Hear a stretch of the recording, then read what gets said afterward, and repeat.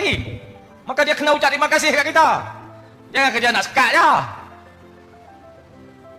Tuan sekalian, tak ada dah parti di Malaysia yang boleh ting pas dalam sudut memberi sumbangan kepada orang ramai daripada dana poket ahli PAS sendiri.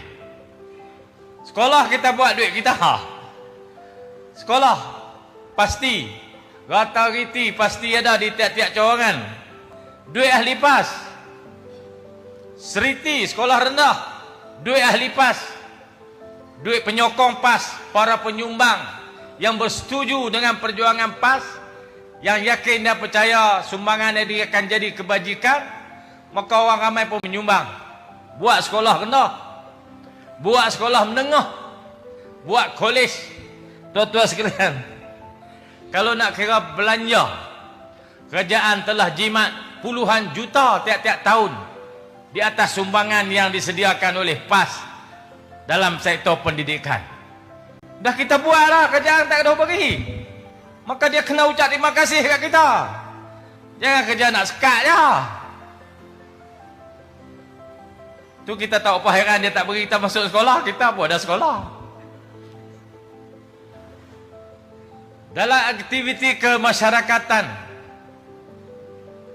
ahli-ahli PAS telah berjasa begitu banyak dalam aktiviti siasah politik. Rakyat Malaysia mengenali pentingnya umat Islam menguasai siasah bidang politik melalui PAS. UMNO, tuan-tuan, sejak beberapa puluh tahun yang lalu, UMNO telah menyeleweng daripada dasar dan tujuan penubuhan.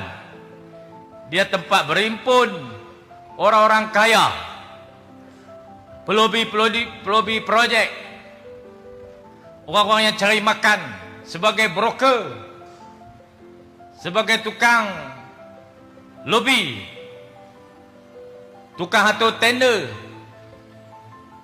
Berpuluh tahun, akhirnya dia tersungkur dengan limpahan duit dan kekayaan. Tuan-tuan tengok list senarai ketua-ketua bahagian UMNO yang menerima dana daripada YMDB. Juta-juta satu-satu bahagian, juta-juta ketua-ketua bahagian dapat duit. Pasal apa dia terima duit? Pasal dia kena bela orang di bahagian dia dengan duit. Kita tak ada, tuan-tuan. Ahli PAS bela PAS. Demo ada, parti kena bela orang demo. Maka berlaku sakau menyakau, terburuk dalam sejarah. Akhirnya tinggal 26 kerusi rebah di kaki DAP. Hari ni DAP buat minta maaf balik. Bukan main cengeng kata kat DAP kemarin. Hari ni DAP bunyi minta maaf, tarik balik. Buat malu Melayu ya. Betul, tuan-tuan? Tak boleh nak berdiri tegak. Tak boleh nak bercakap dengan bebas. Tak boleh nak berkata-kata untuk menerus memperteguhkan perjuangan untuk orang Melayu. Tak boleh. Pasal telah tersungkur di kaki DAP.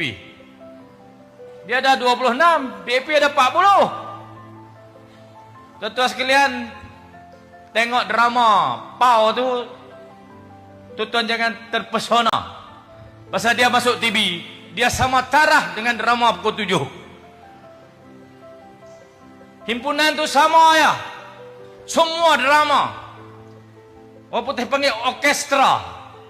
Telah diset, telah disusun macam tu.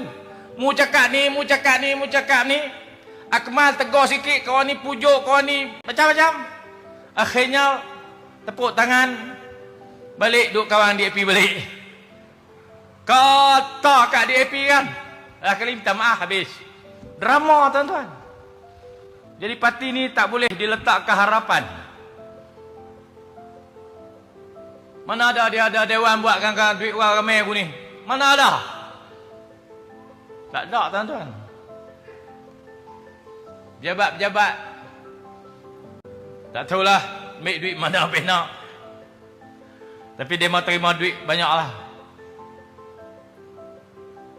Kita insya-Allah tuan-tuan, selagi PAS meletakkan dasarnya Islam, kepimpinannya orang baik-baik, ahlinya orang baik-baik, kita akan kekal macam ni sampai bila-bila. Menang, kalah, susah, senang, suka, duka, kita akan terus menyumbang untuk perjuangan Islam melalui Parti Islam Malaysia PAS. Boleh tuan-tuan?